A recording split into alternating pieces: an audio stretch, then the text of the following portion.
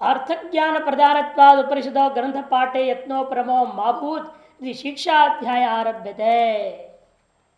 कहते हैं अर्थ ज्ञान प्रदान है उपनिषद ग्रंथ पाठ है यत्नो परमो माभूत। ग्रंथ का पाठ करने में कहीं यत्न में गलतियां ना हो जावे, इसीलिए शिक्षा अध्याय को आरंभ किया जाता है। क्योंकि यत्नो परम टिप्पण टीका है, देखिए अनुरी सर्वश व्यंजन आदि प्रमादम आभूत इत्यर्थ। उपरम का मतलब यत्न में किंचित न्यूनाधिक न हो जाए, प्रमाद न हो जाए, अन्यथा विवक्षितार्थ सिद्ध रेव न स्यात्। यदि विवक्षित अर्थ सिद्ध नहीं होगा, यदि थोड़ा स्वर भेद हो गया अर्थ ही बदल जाएगा। मंत्रो ही न स्वरतो वर्णतो वा मिथ्या प्रयुक्तो न तमर्थमाह सवाग वज्रो यजमानम हिनस्ति यथेन्द्र शत्रु स्वरतो अपराधात। साहब कहते हैं मंत्र हीन, स्वर तो किससे हीन हो? मंत्र स्वर से हीन हो जाए, वर्ण से हीन हो जाए, या मिथ्या प्रयुक्त हो जाए तो वह मंत्र उस अर्थ को नहीं बता सकता जो अर्थ वह उस मंत्र का इष्ट है, अनिष्ट अर्थ बता देगा। और वह मंत्र वाक वज्र के समान हो जाएगा, वह यजमान को नाश कर देगा। जैसे इंद्र शत्रु स्वर तो अपराधात, जैसे इंद्र का शत्रु कौन था? वृत्रासुर। वृत्रासुर के कहानी में यही हुआ। वृत्रासुर ने यज्ञ करने के लिए बैठ गया, वह मंत्र जापते हुए कहा इंद्रो में शत्रु। मंत्र में बोल रहा था वो इंद्र जो मेरा शत्रु। अब हो गया क्या? वो उल्टा अर्थ हो गया। स्वर गलत होने से इंद्र का शत्रु जो मैं, ऐसा अर्थ हो गया। खुद का मृत्यु आ गई उसकी, खुद मर गया। स्वर तो अपराध, स्वर का अपराध होने से अर्थ बदल गया और अर्थ उल्टा निकल गया और खुद का मौत हो गया उसका। इसीलिए ये सब जानकारी जरूरी है। जितनी शुद्ध पाठ कर सके, वर्ण उच्चारण स्पष्ट होना चाहिए तत्व स्थान से। क्या क्या स्पष्ट होना चाहिए वो छह वो चीज बता रहे हैं जो उच्चारण काल में ध्यान रखना है। उसके लिए ही यह शिक्षा अध्याय आरंभ हुआ है। शिक्षा, शिक्षा दीर्घ क्यों है? शिक्षा होती ह्रस्व। कहते शिक्षा में शिक्षित अनेति वर्णाद्य उच्चारण लक्षणम शिष्यते अनया इति शिक्षा। तृतीया व्युत्पत्ति, कर्ण व्युत्पत्ति पहले वर्णादि का उच्चारण रूपा। अतः शिक्षन्ति दिवा शिक्षा स्वयं वर्णादि, वर्णादि का उच्चारण नहीं किंतु वर्णादियों को ले लेना कर्मणि में व्युत्पत्ति करके। अतः शिक्षैव शिक्षा, और दीर्घ कैसे हुआ? कहते शिक्षा को ही शिक्षा दैर्घ्यम छांदसम, दीर्घ जो हुई है वो छांदस। तो शिक्षा शब्द का दो अर्थ कर दिया। कर्ण व्युत्पत्ति लेंगे तो वर्णादि का उच्चारण, और कर्म व्युत्पत्ति लेंगे तो वर्णादि स्वयं। ताम शिक्षा व्याख्यास्याम विस्पष्टम आसमंथा कथयिष्याम। वी और आंग दोनों शब्द को अलग अलग भाषाकार अर्थ कर रहे हैं यहाँ। वी मने विस्पष्टम, आ मने आसमंता पूर्णतया, कथयिष्याम क्या से मने कथयिष्याम कथन करूंगा, ऐसा श्रुति बोल रही है स्वयं। तो शास्त्र बार बताया ऋषानाम मूर्धा इचुषानाम तालु इत्यादि अन्यत्र सिद्धत्वाद यह कर्मोत्पत्ति रेव शिक्षा शब्द से ग्राह्या। और यह बात अन्य शिक्षा ग्रंथों से, पाणिनि शिक्षा इत्यादि व्याकरण आदि ग्रंथों से सिद्ध है। अतः उनको यह कथन करने की जरूरत नहीं है। इसे कर्मादि व्युत्पत्ति को ले लिया, कर्म व्युत्पत्ति को लिया, कर्ण व्युत्पत्ति को नहीं। चक्षिंगो वा ख्यादिष्ट वियांकुरस्य व्यक्तत्वात् कर्मण एतद् रूपम। चक्षिंग धातु कि ख्या आदेश का रूप वी और आंग पूर्वक जो होगा वो व्यक्त होने से कर्मण एतद् रूपम, कर्म व्युत्पत्ति करके ही रूप लेना चाहिए, ये कह दिए। भाष्यकार स्वयं इसको संकेत कर दिया। इसका विस्तार आंध्र ने किया था। क्या क्या है वो? तत्र वर्णो अकारादि, वर्ण से क्या लेना? अकारादि ही। स्वर से क्या लेना? उदात्तादि ही। उदात्तादि चक्षिंग ख्याय वालिटी सूत्रेण ख्यायादिष्टो यस्य तस्सीदं रूपम न क्या प्रकथन इत्यस्य तस्य सोपसर्गस्य प्रयोग अनिविधानात्। क्यों न क्या प्रकटन, तो ऐसा अर्थ होना चाहिए यहाँ चक्षिंग ख्याय वालिटी ऐसा सूत्र से जो ख्याय आदेश वाला रूप है वो रूप यहां लेना है। ख्या प्रकटन धातु का रूप नहीं लेना, न को ख्या प्रकटन से जोड़ देना है। उसे कॉमा डाल दो, इसलिए तस्सीदम रूपम कॉमा न ख्या प्रत्यस्य। क्यों तस्य सोपसर्ग से प्रयोग अनभिधानात्, क्योंकि उसका उपसर्ग से तो प्रयोग करना का कथन नहीं हुआ है। और सोपसर्ग के बाद कॉमा ना वो काट देना, वो कॉमा नहीं होना चाहिए, बल्कि गलती हुई है यहाँ आनंद के छपाने में, वो ठीक कर लेना चाहिए। कि भास्कर क्या बोल रहे हैं, वियांग पुरुष व्यक्तत्वात् कर्मण एतद् रूपम, स्पष्ट बोल दिया ना उन्होंने, इसलिए उसी को लेना ठीक है।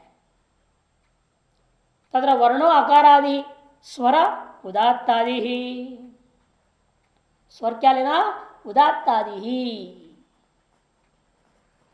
और मात्रा से ह्रस्व प्लुत, बलम से प्रयत्न विशेष आभ्यंतर प्रयत्न बाह्य प्रयत्न, और साम शब्द से वर्णाना मध्यम वृत्तिया उच्चारण समता, वर्णों का मध्यम वृत्ति से उच्चारण करना, ऊंचा नीचा उल्टा सीधा करना नहीं।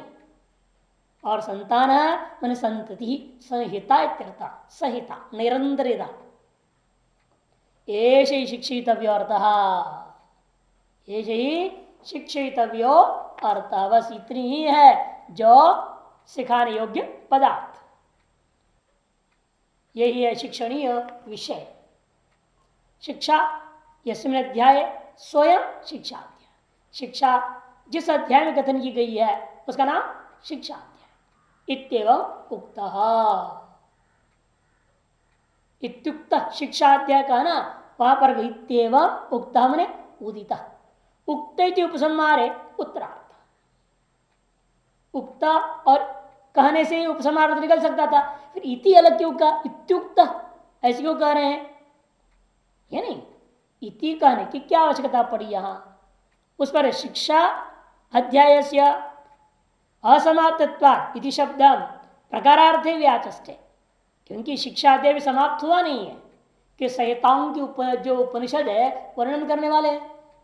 इस संहिता में क्या उपासना करनी है वो आगे भी वर्णन करने वाले हैं। शिक्षा अध्याय तो पूरा हुआ नहीं, तभी दूसरी अनुवाद पूरी हुई है।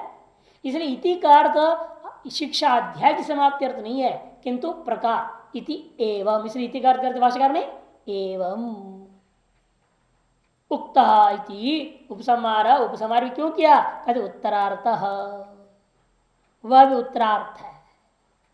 उत्तरार्थ और टिप्पण न समाप्त्यर्थ, किंतु किंतु इत्येवं आदि रूप, किंतु एवं आदि रूप पूर्वाचार्य उक्त शिक्षाध्याय वक्षते इत्यर्थ के अभिप्राय, किंतु इत्यादि रूपा जो पूर्वाचार्यों के कहा हुआ शिक्षाध्याय वह आगे कहा जाएगा, इस अर्थ में ही इसको लेना है। ये उपसंहार इस तरह कर लेना, पूर्वाचार्य उक्त शिक्षाध्याय वक्षते इस अर्थ में ही समझना। तीसरा अनुवाद का आरंभ होता है, सहनौ यशः सहनौ ब्रह्मवर्चसं हता तस्संहिताया उपनिषदं व्याख्यास्यामः पंचस्वधिकरणेषु अधिलोकमधिज्योतिषमधिविद्यमधिप्रज्ञमध्यात्मं ता महासंहिता इत्याचक्षते अताधिलोकं पृथ्वी पूर्वरूपं द्यौरुत्तररूपं आकाशः संधिः वायुः संधानम् इत्यधिलोकम्। सहनौ यशः, संहिता उपासना के परिविज्ञान से प्राप्त होने वाला जो यश है वह हम दोनों शिष्य और आचार्य को साथ साथ प्राप्त होवे। यशः नौ सह भवतु, जो यश प्राप्त होगा वह हम दोनों को प्राप्त हो, साथ साथ प्राप्त हो। और उसी सम्यक पाठ संहिता आदि की उपासना करने से होने वाला जो ब्रह्मवर्चसम, जो ब्रह्म तेज है, वेद पाठ जन जो तेज है, वह भी सहनऊ वह भी हमें साथ साथ प्राप्त हो गए। ऐसे प्रार्थना की शिष्य ने, क्योंकि शिष्य ही प्रार्थना कर सकता है, आचार्य तो कृतार्थ, उसे प्रार्थना करने की जरूरत नहीं है। अकृतार्थ शिष्य अपेक्षाओं का है विद्यमान, इसलिए उसी को चाहिए प्रार्थना। अतः संहिताया उपनिषद व्याख्या, अतः हमने इसके अनंतर उसी कारण से यश तेज आदि की प्राप्ति के लिए ही अब संहिता संबंधी जो उपनिषद है वह उपनिषद की हम व्याख्यान करेंगे। एक वर्ण और दूसरे वर्ण, यदि आप स्वयं पाठ कर रहे हो तो और दूसरा कर रहा है तो भी सुनते वक्त आप उसमें इन उपासनाओं को कर सकते हैं। पूर्व वर्ण, उत्तर वर्ण, बीच संधि, उनको जोड़ने वाला संधान, प्रत्येक उपासना में 4 भाग करेंगे, पूर्व रूप, उत्तर रूप, संधि और संधान। वह एक अधिकरण में नहीं, जो व्याख्यान हम करने जा रहे हो ऊपर संहिता के अंदर किए जाने वाले, संहिता में जो दृष्टि की जाती है पाठकाल में, ग्रंथ के अध्ययन में, अत्यंत आसक्त बुद्धि वाले पुरुष की सहसा प्रवृत्ति अर्थ ज्ञान करने में नहीं हो सकती है। इसलिए उपनिषदों इन उपासनाओं को करने से उसकी बुद्धि में सामर्थ्य मिल जाएगा, वह अर्थ ज्ञान पर्यंत जा सकेगा। इसलिए पाठ काल में उपासना करने से अर्थ ज्ञान अनायास हो जाता है, बिना ज्यादा परिश्रम का अर्थ ज्ञान ग्रहण हो जाएगा। इस उद्देश्य से उपासनाओं का विधान किया गया है, ये पाठ काल में किया जाने वाला है। अतः हम अब 5 अधिकरणों में संहिता संबंधी उपासना की व्याख्या करेंगे। ये कौन से अधिकरण है? पंचसूत्रकरणेषु कदाधिलोकम, लोक विषय उपासना एक, अधिज्योतिषम, ज्योतिष विषय मैंने सूर्य चंद्र आदि प्रकाश में पदार्थों को लेकर के किया जाने वाला उपासना, अधिविद्यम विद्या गुरु शिष्य संबंध को लेकर किया जाने वाला उपासना, अधिप्रजम पिता माता इत्यादि को लिख के, प्रजा माने माता पिता बेटा, इनको लेकर किया जाने वाला उपासना, और अध्यात्म इन शरीर की इंद्रियों को लेकर किया जाने वाला उपासना।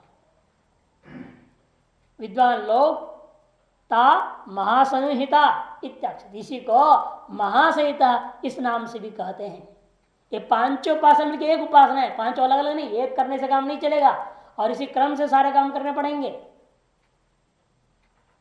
इसलिए अथाता प्रत्यय, अथादि लोकम, अथादि ज्योतिषम, अथादि विद्यम, अथादि प्रजम, ऐसे प्रत्येक में अथा अथा तो बोलेंगे। यहाँ पर यह अथा का अर्थ क्रम में, ठीक देखो ब्रह्मसूत्र विपरीत, वह अथा क्रम अर्थ में नहीं है और यह अथा क्रम अर्थ में ही है। मीमांसा के सम, मीमांसा जैसे अथ हृदयावदति है ना, अथ जीवया, अथ वक्षसा, ये जो वहां पर अथ क्रम अर्थ में लिया, ऐसे यहाँ भी अथ क्रम अर्थ में ही है। इसी क्रम से उपासना करना है, क्रम को भी बिगाड़ना नहीं है। तो ऐसी इन 5 को क्रम से किए जाने पर इस उपासना का नाम पड़ता है महासंहिता उपासना। और उनमें से सबसे पहला अथाधिलोकम, अधिलोक संबंधी लोकों को अधिकृत करके किया जाने वाला जो उपासना, जो दर्शन है, जो दृष्टि है, वो वर्णन करने जा रहे हैं। पृथ्वी पूर्व रूपम, पूर्व रूपम मैंने पूर्व जो वर्ण है या पूर्ण जो पद है, कि संहिता कहाँ का होती है? संहिता पदे नित्या, नित्या धातु उपसर्ग है ना, नित्या समास वाक्य तो सविवक्षा अपेक्षित है। संहिता नित्य होती है पद में, संहिता नित्य होती है धातु और उपसर्ग के बीच में, संहिता नित्य होती है समास में, और वाक्य में तो आपकी मर्जी है, मानो न मानो।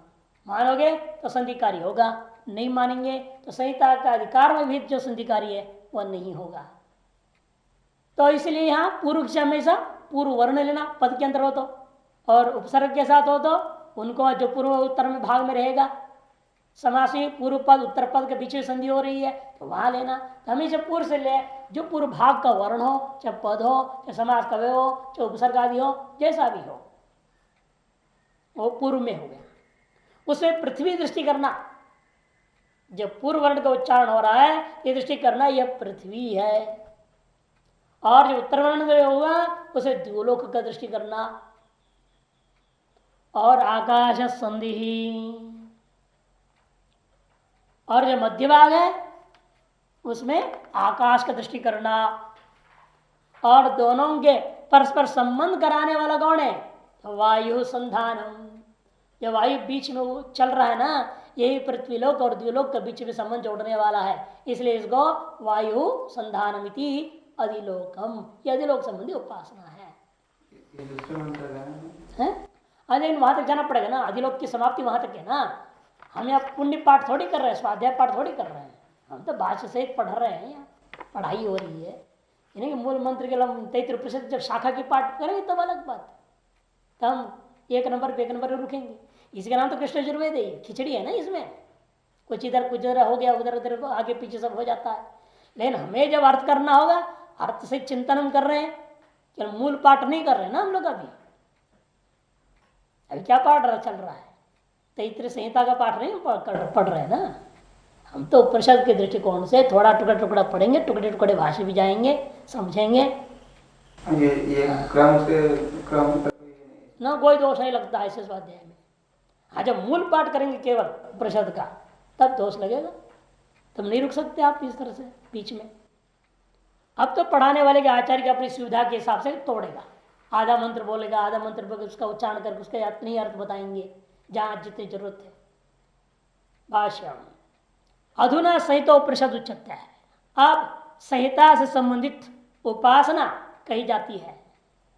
तत्र संहितादि उपनिषद परिज्ञान निमित्तम यद यश प्राप्त है तन्नौ मन आवय शिष्य आचार्य सहैव अस्तु।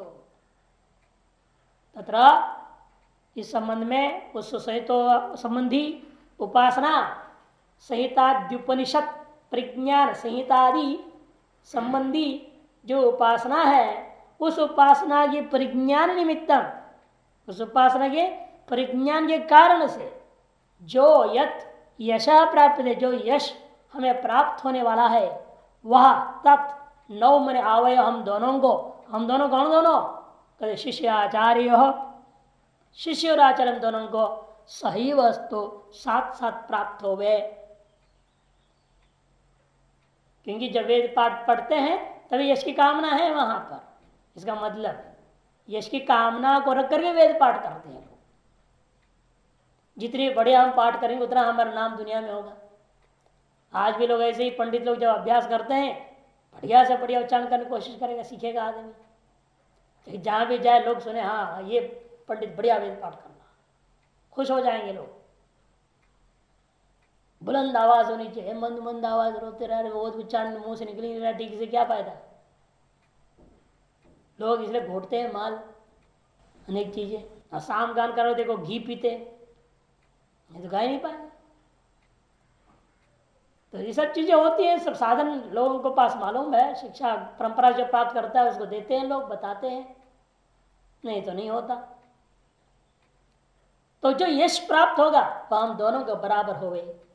तन्निविचित ब्रह्मवर्चसम तेज, और उसी पाठ के निमित्त जो वेद जन्य तेज है, वेद पाठ जन्य जो तेज होगा वह भी तच्च सही वस्तु, वह भी हम दोनों को बराबर हो गए। इति शिष्य वचनम आशी, एक साथ प्राप्त हो तो यश निमित्त जो ब्रह्म तेज होता है वह भी हम दोनों को एक साथ प्राप्त हो। इस प्रकार शिष्य की कामना विषय को वाक्य समझो। शिष्य विषय कामना वाक्य क्यों कह रहे हो आप? आचार्य को कैसे नहीं कर सकता? आचार्य नहीं प्रार्थना करेगा क्या? सन वेश सनो परम, कहते हैं कि आचार्य को जरूरत ही क्या? शिष्य से ही अकृतार्थता प्रार्थना उपपद्यते न आचार्य से। शिष्य अभी कृतार्थ हुआ नहीं है ना, वो कृतार्थ होने आया है गुरुकुल में, वेदों को पढ़ रहा है, कृतार्थ होने के लिए तो पढ़ रहा है ना। इसलिए अकृतार्थ कौन है? शिष्य है। इसलिए उसके द्वारा प्रार्थना करना युक्त होता है, न आचार्य से। आचार्य के द्वारा प्रार्थना करना उचित नहीं है। क्यों? वो तो कृतार्थ है, वो तो पहले ऐसे खूब प्रार्थना करके वेद पढ़ के पढ़ाने लगे हुए हैं, वो तो कृतार्थ हो चुके हैं। इसे उन्हें अब ऐसी प्रार्थना की आवश्यकता नहीं है, क्योंकि कृतार्थ तो ही आचार्य नाम भवति, क्योंकि कृतार्थ पुरुष को ही आचार्य कहा लाया गया है। श्रुति स्मृतियों में आचार्य का जो वर्णन है, आचार्य के लक्षण का वर्णन, वो वही है जो कृतार्थ है, उनको ही आचार्य माना जाता है, अकृतार्थ को नहीं। अथ अनंतरम, अथ मने अनंतरम, अध्ययन लक्षण विधान से पूर्ववृत्त यतो अत्यर्थम ग्रंथ भाविता बुद्धिर न शक्यते। अतकर अनंतरम, किसके अनंतर? अध्ययन लक्षण विधान से पूर्ववृत्त, जो पूर्वोक्त अध्ययन रूपा जो विधान किया गया उसके अनंतर। वर्ण स्वर इत्यादि अभी विधान किया ना, इन 6 चीजों को उच्चारण काल में ध्यान रखना पड़ेगा आपको, उस विधि के अनंतर समझना। पहले वर्ण संबंधी उच्चारण विधि हुई, अब उसमें उपासना संबंधी विधि हो रहा है। इसलिए वर्ण आदि जो उच्चारण आदि संबंधी विधि है उस विधि के अनंतर ऐसा अर्थ लेना। अध्ययन, अध्ययन लक्षण में अध्ययनम लक्ष्यते अवगम्यते, नहीं थी अध्ययन लक्षणम वर्ण स्वर इत्यादि टिप्पणी में स्पष्ट है। ये शिक्षा अध्याय में कहा गया, पूर्व में शिक्षा अध्याय का पूर्व अनुवाक में, दूसरे अनुवाक में जो बात कही गई थी उसके अनंतर पूर्ववृत्तस्य यतः अतः अत्यर्थम ग्रंथ भाविता बुद्धिर न शक्यते। वह भी किस लिए? क्योंकि उस अध्ययन में ही, रटने में ही जिसकी बुद्धि अत्यंत आसक्त हो चुकी है उसकी बुद्धि सहसा अर्थ ग्रहण करने में प्रवृत्त नहीं हो पाती। यह होता है आदमी रट रहा है, कई लोगों को तो ऐसा हालत हो जाता है वो रटते हैं तो चुपचाप रट नहीं सकते, वो मनी मन रट कर वो नहीं रट पाते, बोल बोल के रटते, जोर जोर से, जोर से बोल बोल पूरा दिमाग का सेल गर्म हो जाएगा, शक्ति क्षीण हो जाती है, सुन्न सा हो जाता है आदमी कई बार रटते रटते रटते। तो अर्थ ग्रहण कैसे कर पाएगा? ऐसे बुद्धि थक गई बुद्धि। इसलिए अध्ययन मने मूल पाठ को गणानांता गणपति को हवा में रट रट रट के रटते रटते रटते रटते, जैसे कोइन चिकोइन चिकोइन रट रटते कितना रटते रटते आदमी का दिमाग थक जाता है, उसकी शक्ति क्षीण हो जाती है, तो उसको अर्थ ग्रहण करने का सामर्थ्य नहीं हो पाता है। अत्यर्थम ग्रंथ भाविता बुद्धि, अत्यधिक अत्यंत आसक्त बुद्धि वाले पुरुष को सहसा अर्थ का ग्रहण नहीं हो पाता है। सहसा अर्थ ज्ञान विषय अवतारित तुम, इसलिए ऐसे व्यक्ति का बुद्धि को हम अनायास ही अर्थ ज्ञान का विषय में भी अवतरित करना चाहते हैं। इति अतः, इसे मंत्र का है ना, अथ अतः, वो जो दूसरा अतः पंचमी वाला उसको लिया। इसलिए ही संहिता उपनिषदम संहिता विषय दर्शनम इत्य ग्रंथ सन्निकृष्टम एवं व्याख्यास्यामः।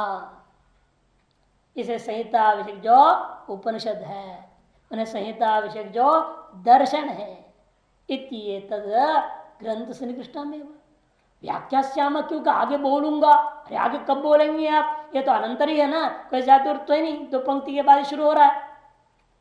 तब इसलिए कहते हैं ग्रंथ इत्येतद् ग्रंथ सन्निकृष्टामेव व्याख्यास्यामः, मन ग्रंथ अधिष्ठानमेव व्याख्यास्यामः इत्यर्थः। कौन से है वो? कहते पंचसु अधिकरणेषु आश्रयेषु ज्ञान विशेषु इत्यर्थः। 5 अधिकरणों में, 5 आश्रयों में जो कि उपासना का विषय है उनमें, अर्थात जो व्यक्ति शुद्ध वेदों का पाठ का अभ्यास करता है और पाठ करते वक्त इन जो बताए जाने वाले 5 उपासनाओं को उसमें कर देता है तो उसको अर्थ ग्रहण करने में आसानी हो जाती है, बुद्धि अर्थ आसानी से ग्रहण कर पाएगी। यह अर्थ ग्रहण के लिए फिर अर्थ धारण करने लागे बताएंगे उपासना है। कहानी तानी वे कौन है वो उपासना के, उपासना का विषय बता 5 आश्रय। आदित्याः अधिलोकम, सबसे पहले अधिलोकम, लोकेशु अधि यद दर्शनम तद अधिलोकम। लोकों को अधिकृत करके जो उपासना बताई गई है उसका नाम अधिलोकम। तथा अधि ज्योतिषम, इसी प्रकार से ज्योतिर्मय पदार्थ सूर्य आदियों को लेकर के जो विधान किया गया उपासना उसको अधि ज्योतिषम। और विद्या संबंधी शिष्य आचार्य श्रद्धा जो बीच में है, ये सारी चीजों को लेकर के जो उपासना का विधान की जाए उसका नाम अधिविद्यम। और अधिप्रजम पिता माता पुत्र, इसको लेकर के जो अधिकृत करके उपासना बताई जाए उसका नाम अधिप्रजम। और अध्यात्म, शरीर की इंद्रिय वाणी आदियों को लेकर के जो अधिकृत करके विहित उपासना है उसको अध्यात्म कहते हैं। विस्तार रूपेण आ ही रहा है, मूल में ही देखिए ता यता पंच विषय उपनिषदो लोकादि महावस्तु विषयत्वात् संहिता विषयत्वाच्च महत्वता संहिता स्थित महासंहिता इत्याचक्षते कथयन्ति वेद विदः। वेद वेत्ता लोगों का कहना है, एक नाम दे दिया इनको, इन पांचों को मिला के एक उपासना पर महासंहिता। क्योंकि यहाँ पृथ्वी आई सबसे भी क्या लेना है, हम पृथ्वी की दृष्टि नहीं करेंगे, पृथ्वी का अभिमानी देवता ही लेना पड़ेगा। आंध्र कहते हैं सर्वत्र तत्त अभिमानिनी देवतैव ग्राह्य अन्य से उपास्यत्व संभव। क्योंकि अन्य जो है ना, पृथ्वी कोई उपास्य थोड़ी है, पृथ्वी जड़ तत्व उपास्य नहीं है। उपास्य में कौन होता है, स्व से श्रेष्ठ कोई उपासना की जाती है ना, इसलिए देवता ही लेना पड़ेगा इन सब जगहों में, क्योंकि उपास्यता उनमें ही संभव है, अन्य में संभव नहीं है। अतएव तायता पंच विषय, वह यह जो पांच विषय हैं जिनका ऐसे जो परिषद है उपासना है, उनमें लोकादि महावस्तु विषयत्वाद, लोकादि महान वस्तु विषयक हैं और संहिता विषयक हैं, इसलिए इनको महत्वता संहिता, महत्व होते हुए संहिता संबंधी होने से इनका नाम रख दिया गया महासंहिता। कौन कहा है संज्ञा दे दिया, कहते वेद विदा आचक्षते ने कथयन्ति, वेद वेत्ता लोग ऐसे इस संज्ञा के द्वारा, एक संज्ञा के द्वारा पांचों उपासनाओं को ग्रहण करके बताते हैं। तासाम यथोपन्यस्तानाम अधिलोकम दर्शमुच्यते है। अब उसके अनंतर प्रतिज्ञा के अनंतर, प्रतिज्ञा के मुताबिक जैसा जिस क्रम से वहां उपन्यास किया गया और जिस क्रम से आपको उपासना करनी है, उसी क्रम से विचार उपासना का विधान करने के लिए आरंभ कर रहे हैं। अधिलोक दर्शन उच्यते, अधिलोक लोकों को अधिकृत करके जो उपासना का विधान करनी है उसको कथन करने जा रहे हैं। देखो स्पष्ट भाषा कह रहे हैं, दर्शन क्रम वक्षार्थो अथ शब्द सर्वत्र, सभी यहां सभी जगह अथ शब्द जो लिया गया है क्रम का अर्थ में ही लेना। दर्शन क्रम ने उपासना का क्रम को विवक्षा करते हुए ही उसी दर्शन की विवक्षा का अर्थ में ही अथ शब्द का सर्वत्र इन सब जगह प्रयोग हुआ। अथादिलोकम अथ ज्योतिष इत्यादियों में क्रम का ही द्योतन करने के अर्थ में अथ शब्द का प्रयोग किया गया है। क्यों, आनुगिर स्पष्ट करते हैं, कर्तुरेकत्वाद अनुष्ठियानाम बहुत्वाद अवश्यम भावनी क्रमे विशेष नियमार्थो अथ शब्द। क्योंकि कर्ता एक है लेकिन अनुष्ठेय पदार्थ कितनी है, बहुत है, मैंने पांच है। इसीलिए पांच का बारे में एक व्यक्ति एक कालावच्छेद देना कैसे करेगा, वो नहीं कर सकेगा ना। एक काल में पांच को कैसे कर देगा, एक काल में एक ही हो सकता है। अतएव अवश्यम भावनी क्रमे, अवश्यम भावी है क्रम, उस क्रम रूपी विशेष नियमन करने अर्थ में ही यहाँ अध शब्द का प्रयोग हुआ है। पृथ्वी पूर्व रूपम पूर्व वर्ण पूर्व रूपम, पूर्वम से तात्पर्य यहाँ पूर्व वर्ण, पूर्व पद, संहिता का जो पूर्व भाग ये अविवक्षित है पूर्व रूप से। आप संहिता कहाँ देख रहे हैं, इस पर कोई जरूरी वर्ण में देख रहे हैं, पद के अंतर्गत तो वर्णों में देख सकते हैं, दो वर्ण रहेगा एक पद में विद्यमान, दो वर्णों का बीच में घ पद और घटम है। घटम में क्या है, घ पद ट पद है, अथवा घटा एक पद है, अम एक पद है, अम प्रत्यय वो अलग पद है, इस तरह से ले सकते हो। तो धातु उपसर्ग में जैसे देखेंगे तो आ गच्छति है, आ और गच्छति आगे है, आ हो गया पूर्व रूप उपसर्ग, और गच्छति गम धातु है जो वो आपका उत्तर रूप हो गया। और समास में जैसे राज्य पुरुष राज्य पुरुष कर रहे हो, राजा तो पूर्व रूप हो गया पूर्व पद, और पुरुष शब्द जो उत्तर पद वो उत्तर रूप में कहा जाएगा। इसे संहिता पर निर्भर है, सर्वत्र वर्ण ही होना कोई जरूरी नहीं होता है। इसे यहाँ बता दे प्रकरणानुसार वर्ण की चर्चा चल रही, वर्ण कह दिया, नहीं संहिता के अंतर्गत पूर्व भाग। इस सुविधा के लिए क्या कहना है, संहिता में दो भाग होता है, एक पूर्व भाग एक उत्तर भाग। पूर्व भाग चाहे वर्ण हो, चाहे पद हो, चाहे उपसर्ग हो, चाहे समास हो, चाहे कुछ भी, उस पूर्व भाग में पृथ्वी का अभिमानी देवता का दृष्टि करना है। संहिता है पूर्वे वर्णे पृथ्वी दृष्टि कर्तव्या इत्युक्तम भवति। यहाँ पर विधि हुई है, समझो कि संहिता का जो पूर्व वर्ण है पूर्व भाग है उसमें पृथ्वी का दृष्टि मैंने पृथ्वी का हमारे देवता की दृष्टि करनी चाहिए। वो पाठ काल में स्वयं पाठ कर रहे हो चाहे दूसरा कर रहा हो, यह बात यहाँ कहा गया है। तथा च ठीक उसी प्रकार से द्योरुत्तरोपम संहिता का उत्तर भाग में द्युलोक का भी मन देवता की दृष्टि करनी है। आकाश मन अंतरिक्ष लोक संधि मध्यम पूर्वोत्तर रूपय संधीयते अस्मिन् इति पूर्वोत्तर रूपे इति। पूर्व भाग और उत्तर भाग का संधीयते माने मिलन होता है, जिसमें उसको कहते हैं उस पूर्वोत्तर रूप का मध्य भाग, जो अर्धमात्रा का आपने व्यवधान छोड़ रखे हैं, वो जो भाग होता है उसमें अंतरिक्ष लोक का दृष्टि माने अंतरिक्षाभिमानी देवता की दृष्टि करनी चाहिए।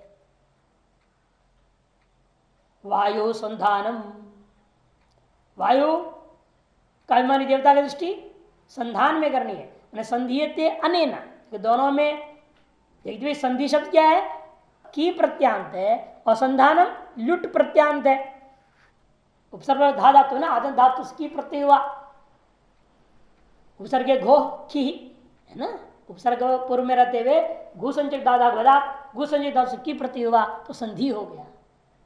और संधि आने न करो लुट हो गया है, तो दोनों एक ही प्रत्यय लुट प्रत्यय, दोनों एक ही उपसर्ग है यहाँ, दोनों में धातु भी एक ही प्रत्यय भेद हुआ, इसलिए करते विग्रह वाक्य भाषा का अंतर कर रहे हैं। संधि में क्या करना? संधीयते अस्मिन्, और संधान में संधीयते अनेन इति संधानम। पूर्वोत्तर अक्षरो संबंध हेतु यत्न विशेष संधान। संधान क्या? यत्न विशेष का नाम है।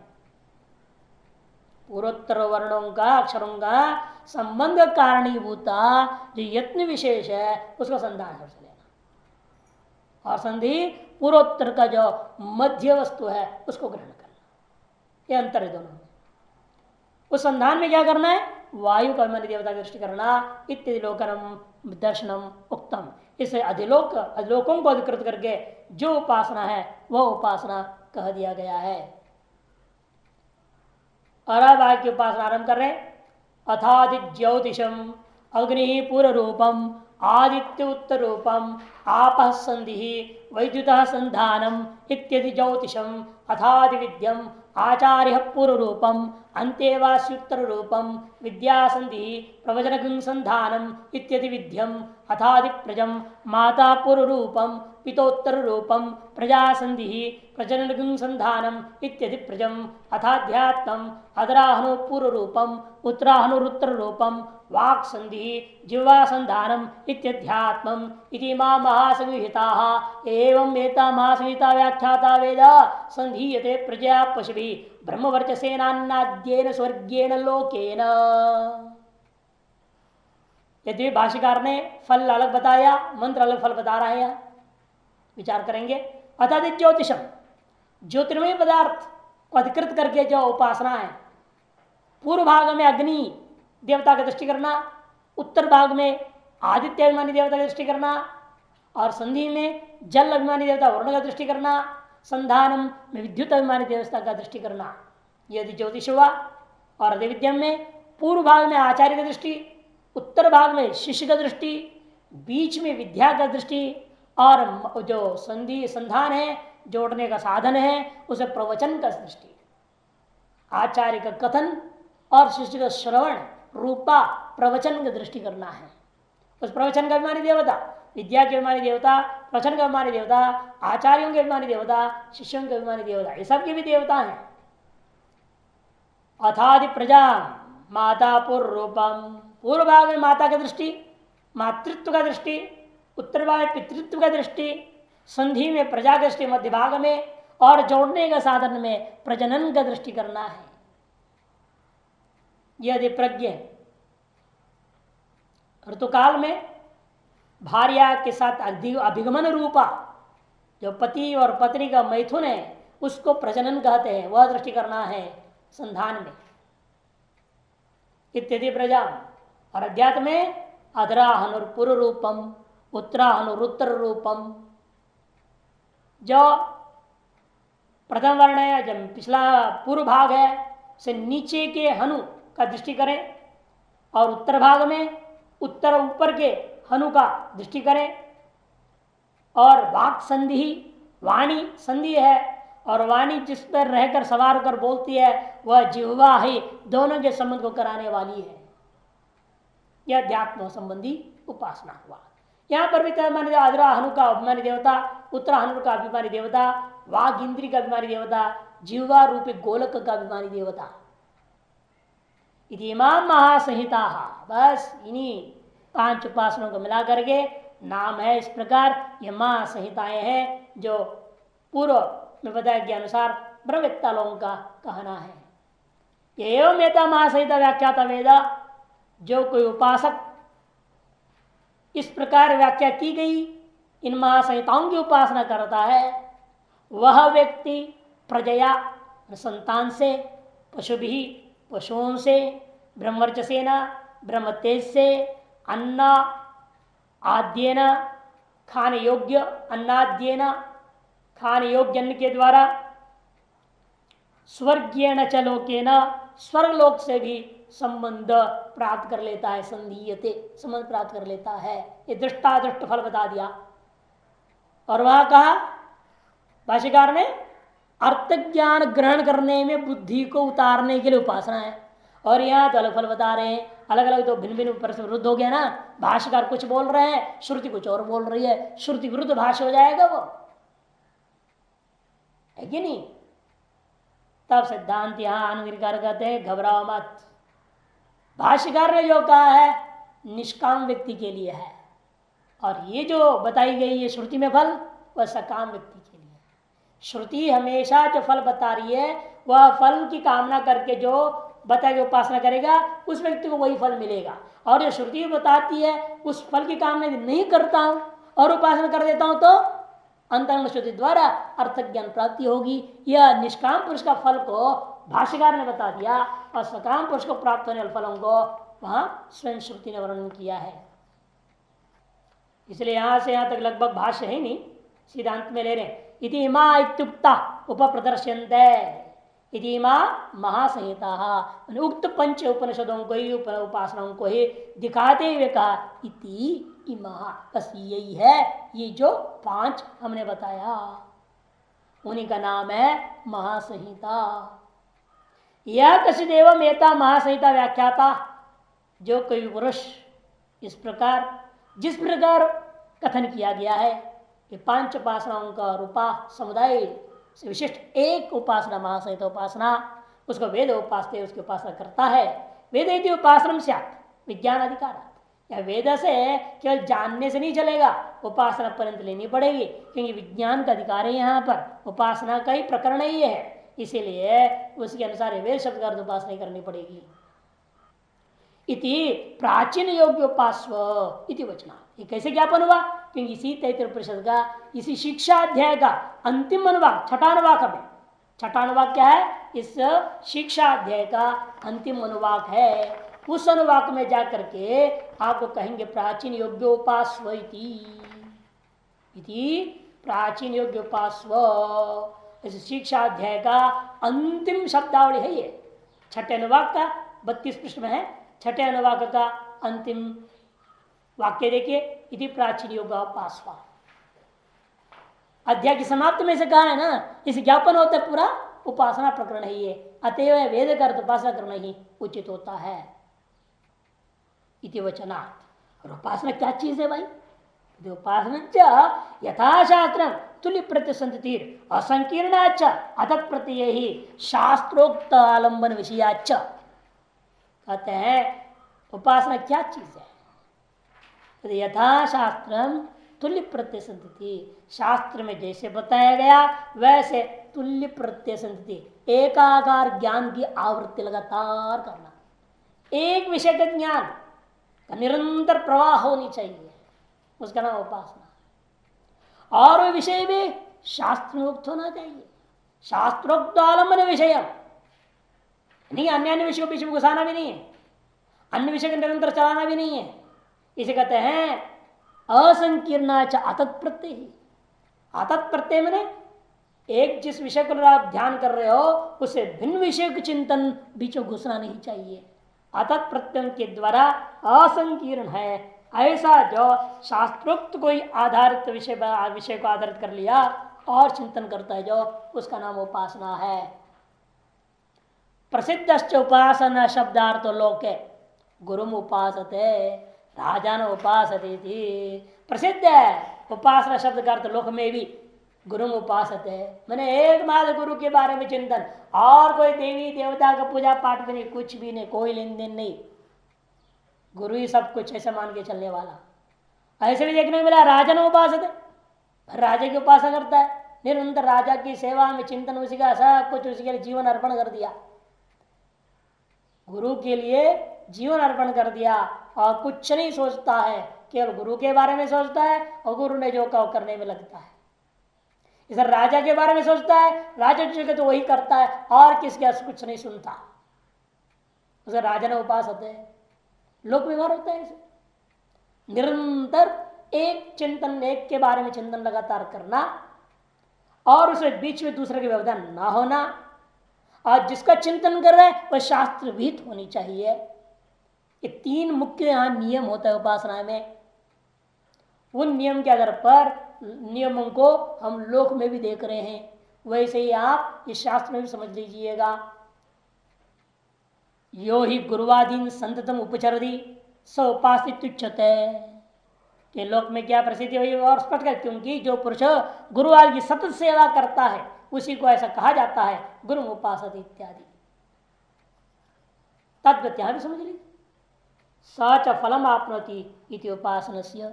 और दूसरा भी कारण है, वेद अर्थ उपासना ही लेना पड़ेगा कि उपासना का फल जो वो प्राप्त करता है वह भी कथन किया गया है।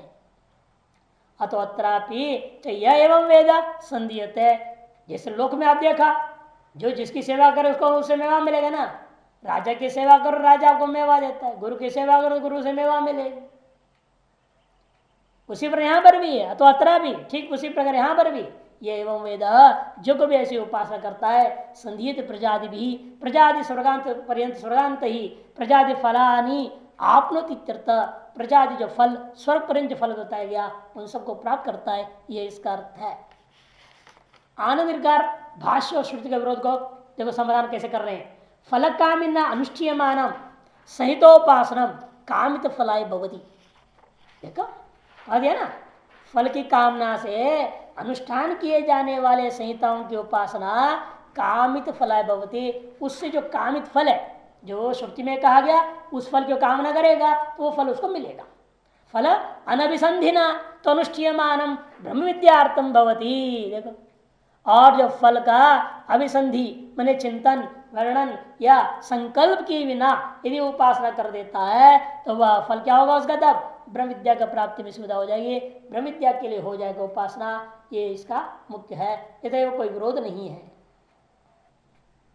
मेधाहीन ब्रह्मण अवगंतुम अशक्यत्वात् मेधा कामस्य जपोपि ब्रह्म विद्यार्थे भवति, मेधा से हीन व्यक्ति जो है वह जो ब्रह्मणों अवगंतुम अशक्यत्वात् ब्रह्म को जान नहीं सकेगा, साक्षात्कार नहीं कर सकेगा। से मेधा की कामना से जो जप करना है ब्रह्म विद्या की प्राप्ति के लिए, वो मंत्र आगे मंत्र आ रहा है यश्चंद्र साम्रशभो विश्वरूपः।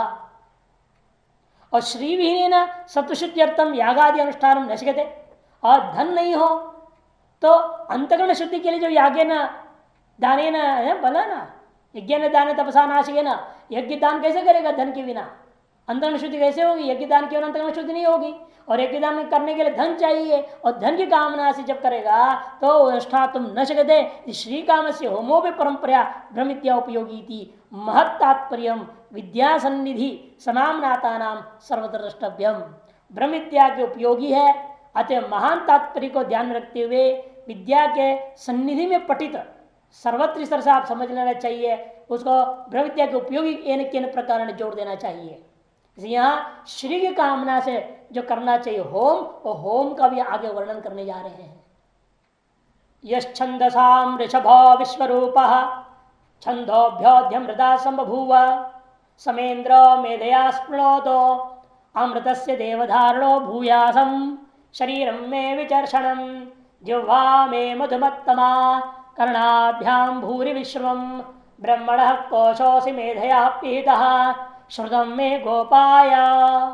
यहां तक मेधा प्राप्ति के लिए, इससे आगे का भाग श्री की प्राप्ति के लिए, आवहंती वितन्वाना कुर्वाणा चिरमात्मनः वासागुंसि मम गावश्च अन्नपाने च सर्वदा ततो मे श्रियम् आवह लोमशां पशुभिः सह स्वाहा आमायन्तु ब्रह्मचारिणः स्वाहा हिमायन्तु ब्रह्मचारिणः स्वाहा प्रमायन्तु ब्रह्मचारिणः स्वाहा धमायन्तु ब्रह्मचारिणः स्वाहा शमायन्तु ब्रह्मचारिणः स्वाहा यशोजने असानि स्वाहा श्रेयान्वसुसोऽसानि स्वाहा तन्ता भगप्रविशानि स्वाहा समा भगप्रविश स्वाहा तस्मिन् सहस्रशाके निबगां त्वयि मृजे स्वाहा यदा अपप्रवदायन्ति यदा मासा अर्जनम् एवं मां ब्रह्मचारिण धातरायन्तु सर्वदा स्वाहा प्रतिवेशोऽसि स प्रमाभाई प्रमापद्यस्व। ये सब श्री कामना से सब स्वाहांत मंत्र, इसीलिए इन मंत्रों स्वाहा स्वाहा करेंगे सब प्रकार का ऐश्वर्य। खूब ब्रह्मचारी भी आएंगे, ब्रह्मचारियों की प्राप्ति के लिए स्वाहा करना पड़ेगा, नहीं तो अच्छे ब्रह्मचारी आते नहीं। इसलिए आम आयंत ब्रह्मचारी से चारों तरफ से आवे, लेकिन कैसे आना चाहिए, कैसे ब्रह्मचारी हैं? जैसे प्रमायंतु प्रकृष्ट बुद्धि वाले आवे, धमायंतु दमन से युक्त अच्छे ब्रह्मचारी वाले आवे, बहिरिंद्रिय अंतरिंद्रिय सब नियंत्रण वाले, धमायंतु शमायंतु, ऐसे सब वर्णन आ रहा है। यश्चंद्रसाम इत्यादि तृतीय अनुवाक का सार ये था आंध्री में। अवान्तर तात्पर्य को अभिप्राय करते हुए कर यश्चंद्रसाम इत्यादि यश्चंद्रसाम ऋषभ विश्वरूपा, जो यह मने छंदसाम वेदों में ऋषभ है। ऋषभ मने श्रेष्ठ है। कौन है वो श्रेष्ठ? वेदों में जो सांड, वेदों में सांड क्या होगा मने श्रेष्ठ कौन होगा? ओम प्रणव। वो कैसा है?